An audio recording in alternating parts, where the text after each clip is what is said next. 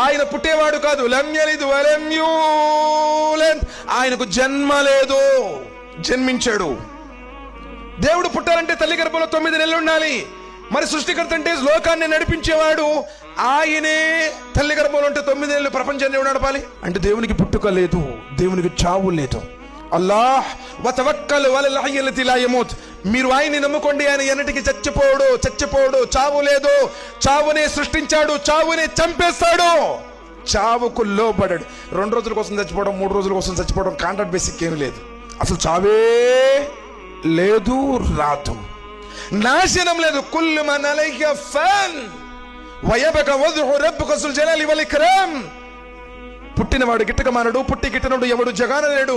చావు పుట్టుకులు లేని వాడిని ఖురాన్ అంటుంది. అల్లాహ్ కనపడని వాడు, లా తుద్రికుల్ అబ్సార్ వహువ యుద్రికుల్ అబ్సార్, చూపులు ఆయనను చూడజాలవు. ఈ మాంసపు నేత్రములతో ప్రపంచంలో ఎవరు కూడా ఆయన చూడలేదు.